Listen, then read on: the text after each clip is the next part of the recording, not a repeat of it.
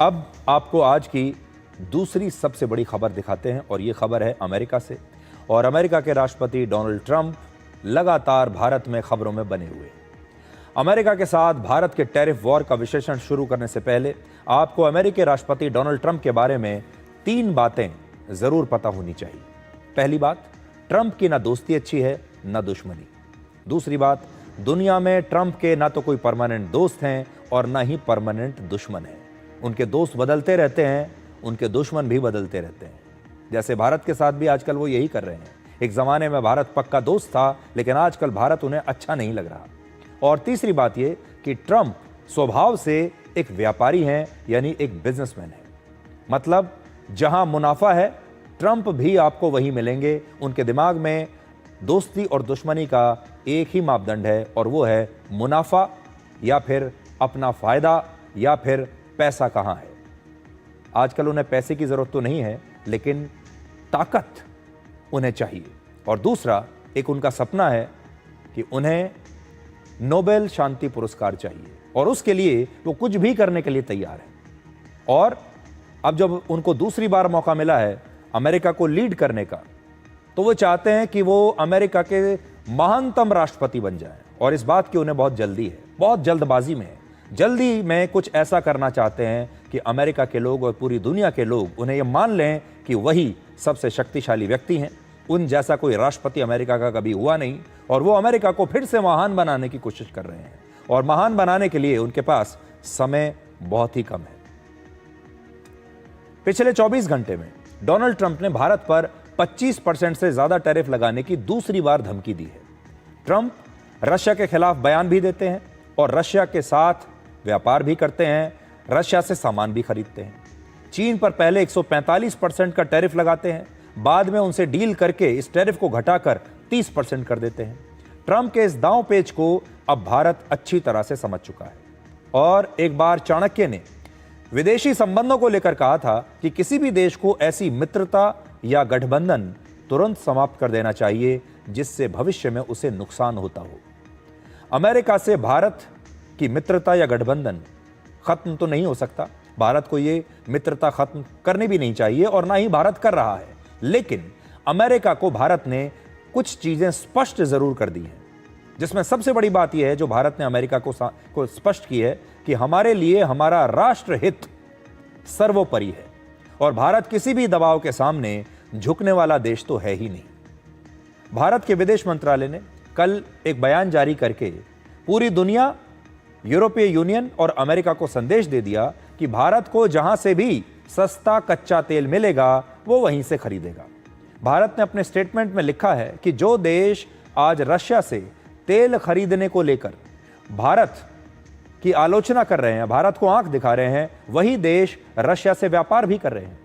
और आंकड़ों के साथ भारत ने बताया है कि कैसे इस समय भारत और रशिया के बीच कि जितना कारोबार हो रहा है उससे कहीं ज्यादा कारोबार यूरोपीय यूनियन और रशिया के बीच हो रहा है। यूरोप के जो देश हैं वो रशिया से व्यापार कर रहे हैं, सामान खरीद रहे हैं और भारत से कहते हैं कि आप तेल मत खरीदो। पिछले साल 2024 में यूरोपीय यूनियन के देशों ने रशिया से करीब 6 लाख करोड़ रुपए का व्यापार किया था। अमेरिका कैसे अपने हित को सबसे ऊपर रखता है, इसका भी भारत के विदेश मंत्रालय ने खुलासा किया, आंकड़े दिए।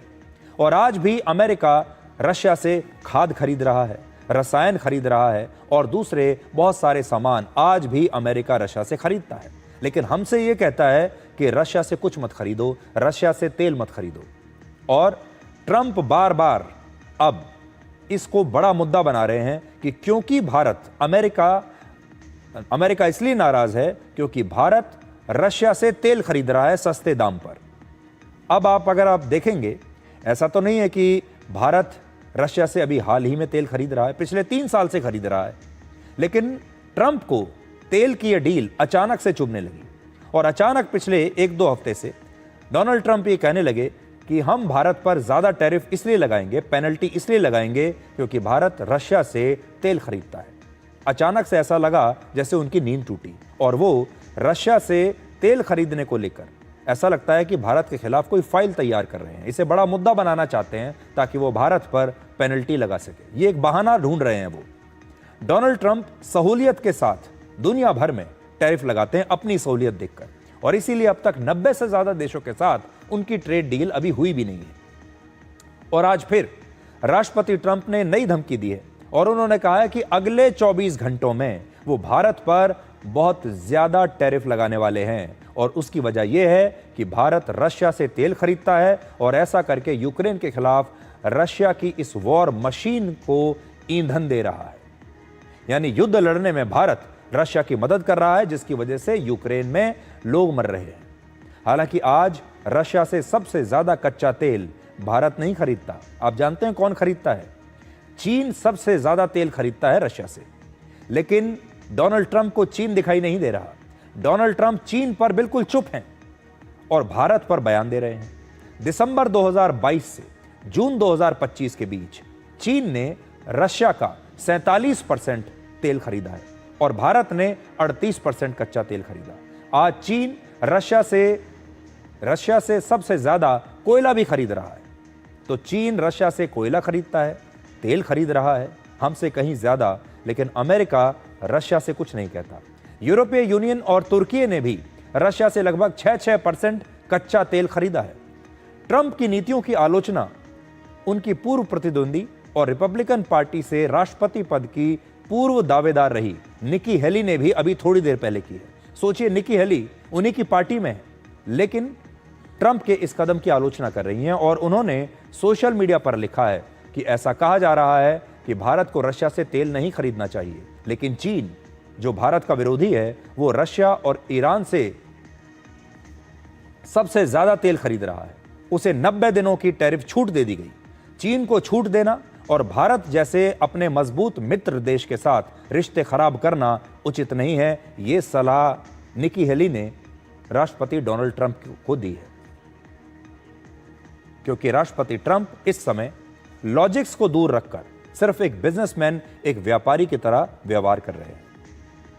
अब आप ये देखिए कि ट्रंप को भारत तो नजर आ रहा है, लेकिन चीन के मामले में ट्रंप चुप क्यों है? उसका कारण यह है कि चीन के पास रेयर अर्थ खनिज का विशाल भंडार है। तो रेयर अर्थ क्या होता है? यह एक प्रकार का दुर्लभ खनिज पदार्थ होता है। यह दुर्लभ खनिज है जिसका इस्तेमाल स्मार्टफोन में होता है, इलेक्ट्रिक गाड़ियों में होता है और मिसाइल्स में किया जाता है। और अमेरिका इस रेयर अर्थ खनिज का बड़ी मात्रा में आयात करता है और इसीलिए ट्रंप चीन पर चुप हैं, क्योंकि चीन से उन्हें ये चाहिए। रेयर अर्थ मिनरल उन्हें चीन से चाहिए और चीन ने भी इसकी जो सप्लाई है वो धीरे धीरे कम करनी शुरू कर दी है और ये अमेरिका की मजबूरी है, इसलिए वो चीन को नाराज नहीं कर सकता, चीन को छेड़ नहीं सकता।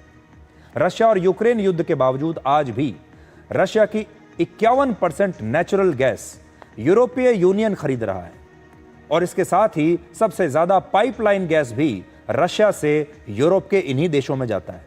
यूरोप के ज्यादातर देशों में सर्दियों के दौरान घरों को गर्म रखने के लिए, इमारतों को गर्म रखने के लिए रशिया से इंपोर्ट होने वाली इसी गैस का इस्तेमाल किया जाता है। अगर वो देश ये गैस ना खरीदें तो उनके लोग ठंड में मर जाएंगे।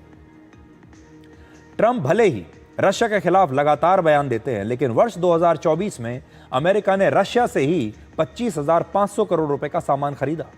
वहीं इस साल जनवरी से लेकर मई के बीच अमेरिका रशिया से 17,750 करोड़ रुपए का सामान आयात कर चुका है। यानी अमेरिका अपने फायदे की रक्षा करता है, अपने हितों की रक्षा करता है, लेकिन भारत के खिलाफ टैरिफ वॉर छेड़ देता है।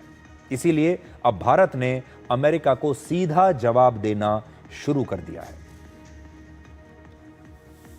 We live in complicated and uncertain times. Our collective desire is to see a fair and representative global order, not one dominated by a few. That quest is often articulated as political or economic rebalancing. But I want to say this to you. Obtaining respect and ensuring dignity for societies can also be achieved through cultural prowess, especially through cultural prowess. तो जो statement है भारत का, जो भारत के विदेश मंत्रालय ने 4 अगस्त 2025 को जारी किया है। ये स्टेटमेंट हाल के वर्षों में भारत की तरफ से अमेरिका को सबसे कड़े शब्दों में दिया गया जवाब है। इसलिए एक बहुत बड़ा शिफ्ट है, इसे आप समझिए।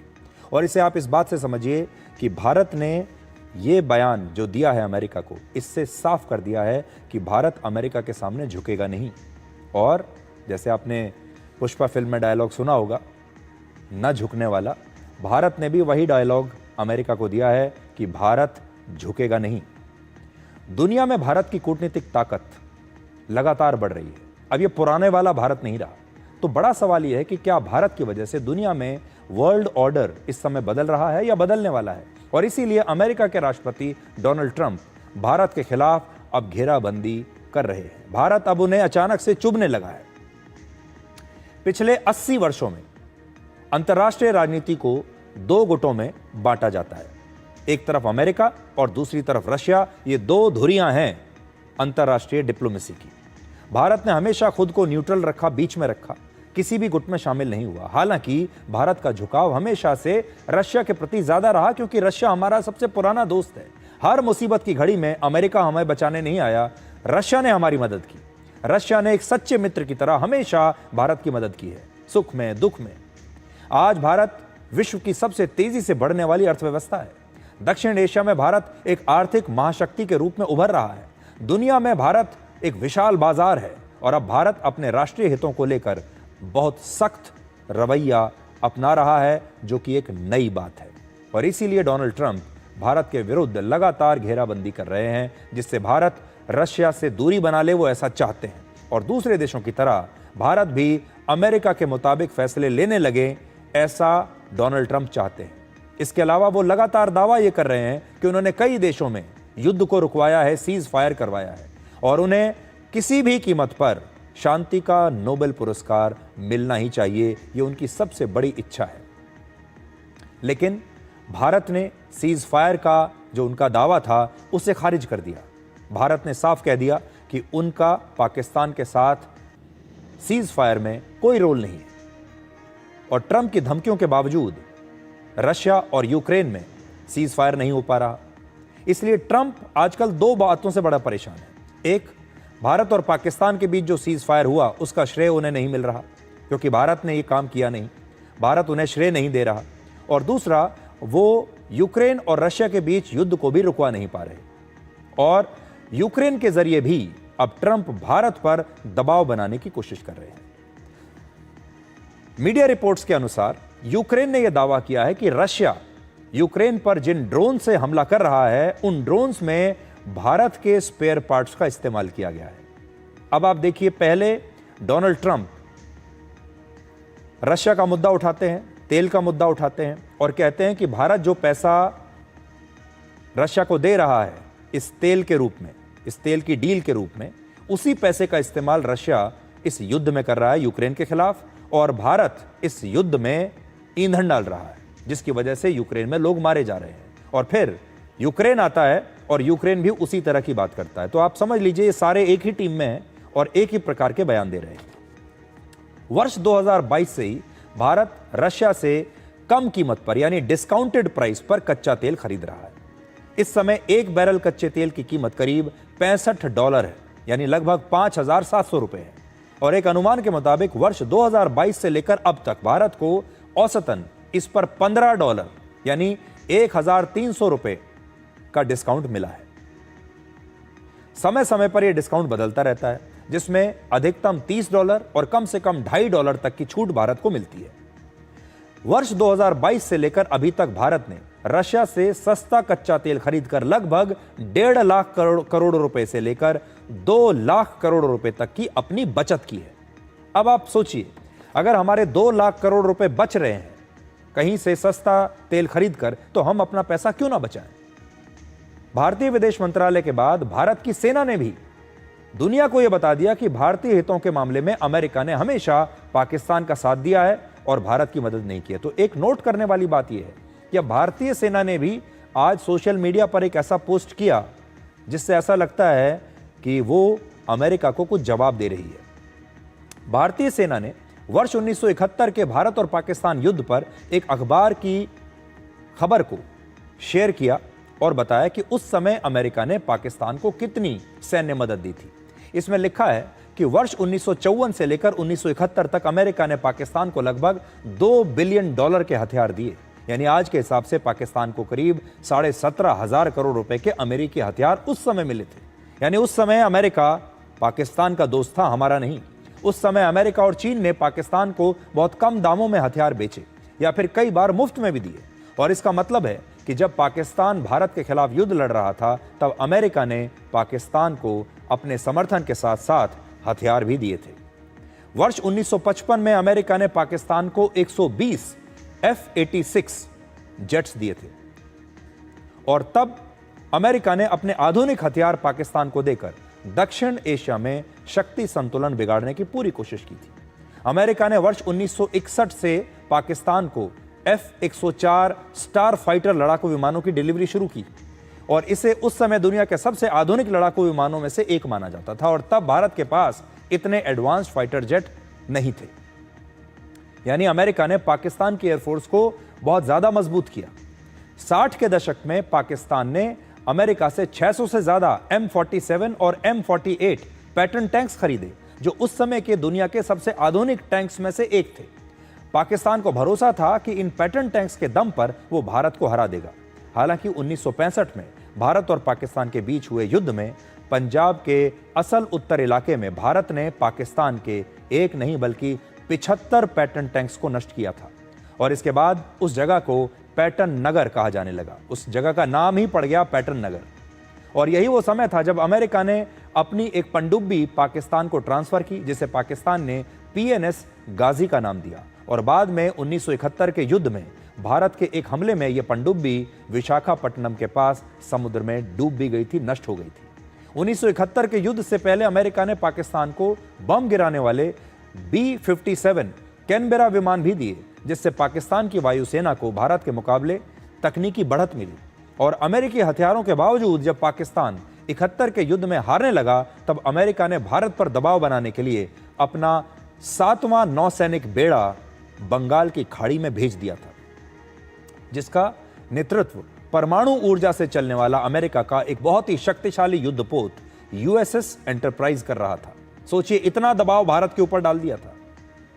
हालांकि अमेरिका की इन तमाम कोशिशों के बावजूद पाकिस्तान 1971 का युद्ध हार गया, उसके 2 टुकड़े हो गए और बांग्लादेश का जन्म हुआ। फिर देखिए, इस समय अमेरिका चाहकर भी भारत को रोक नहीं पाया, कितनी भी मदद की पाकिस्तान की। फिर 1998 में भारत ने जब पोखरण में परमाणु परीक्षण किया, उसके बाद भी अमेरिका ने भारत पर बहुत दबाव बनाया। अमेरिका सहित कई पश्चिमी देशों ने कड़े आर्थिक प्रतिबंध भारत पर लगा दिए और भारत ने उस समय भी अपनी संप्रभुता और राष्ट्रीय सुरक्षा पर समझौता नहीं किया। और हम इन प्रतिबंधों के बावजूद अमेरिका की मर्जी के खिलाफ लगातार आगे बढ़ते रहे, एक मजबूत देश बनते रहे और बाद में यही अमेरिका हमारा दोस्त बना और इस अमेरिका ने दोस्ती का हाथ हमारे लिए बढ़ाया। और आज एक बार फिर अमेरिका भारत पर 25% टैरिफ लगाकर हमें नीचे दिखाना चाहता है, कमजोर करना चाहता है। लेकिन आज ये जो क्षण है हमारे लिए, ये भी पोखरण जैसा ही क्षण है। जैसे पोखरण में हमने किया था, वैसे ही आज दोबारा से भारत को अपने दम पर इस पूरी दुनिया के बड़े बड़े शक्तिशाली देशों का मुकाबला करना होगा। अमेरिका ने हमेशा भारत के साथ एक व्यापारिक डील ही की है। 1950 और 60 के दशक में भारत अमेरिका से सस्ता गेहूं मंगवाता था, क्योंकि तब हमारे पास खाने के लिए गेहूं नहीं था। और उस गेहूं को उसका जो नाम था उसे कहते थे PL-480, ये उसकी जो किस्म थी उसका नाम था। और ऐसा आरोप है कि उस दौर में अमेरिका ने कई बार ऐसा घटिया गेहूं भारत में भेजा, जिस गेहूं को वहां जानवरों को खिलाया जाता था, वो गेहूं भारत को अमेरिका ने हमारे यहां इंसानों को खिलाने के लिए भेजा था। 1965 में भारत पाकिस्तान युद्ध के समय भी अमेरिका ने भारत को गेहूं न भेजने की तब धमकी दी थी। सोचिए उस समय की धमकियां क्या होती थी। अमेरिका ने कहा कि हम आपको गेहूं नहीं भेजेंगे, आपके लोग भूखे मर जाएंगे। और इसके बाद ही भारत में हरित क्रांति की शुरुआत हुई और आज अनाज के उत्पादन के मामले में भारत पूरी तरह से आत्मनिर्भर बन चुका है। और आज भी हम जो ये उदाहरण आपको दे रहे हैं, यही बताने की कोशिश कर रहे हैं कि भारत को आत्मनिर्भर बनना पड़ेगा। अमेरिका द्वारा ज्यादा टैरिफ लगाए जाने से पिछले महीने उसे 13 लाख करोड़ रुपए से ज्यादा की कमाई हुई है। हालांकि टैरिफ बढ़ने से अमेरिका में ही अब सामान महंगा होने लगा है। एक और रिपोर्ट के अनुसार अमेरिका में ऑनलाइन रिटेल कंपनियों ने अपने सामानों के दाम बढ़ाने शुरू कर दिए हैं और इसी वजह से अब अमेरिका में राष्ट्रपति ट्रंप की लोकप्रियता घट रही है। जुलाई में हुए एक सर्वे के मुताबिक अमेरिका में केवल 38% लोगों ने, एडल्ट्स ने, ट्रंप की आर्थिक नीतियों से अपनी संतुष्टि जताई, जबकि पिछले कार्यकाल के आखिर में यह आंकड़ा 50% था। आज अमेरिका के भी कई अर्थशास्त्री, इकोनॉमिस्ट ट्रंप की आर्थिक नीतियों की आलोचना कर रहे हैं और उनके मुताबिक आने वाले दिनों में अमेरिका में महंगाई और बढ़ेगी और अमेरिका जो भी ये टैरिफ लगा रहा है भारत जैसे देशों पर, इससे सिर्फ होगा ये कि अमेरिका के बाजारों में मिलने वाला जो सामान है वो और ज्यादा महंगा हो जाएगा और इस महंगाई की कीमत चुकाएंगे अमेरिका के आम लोग।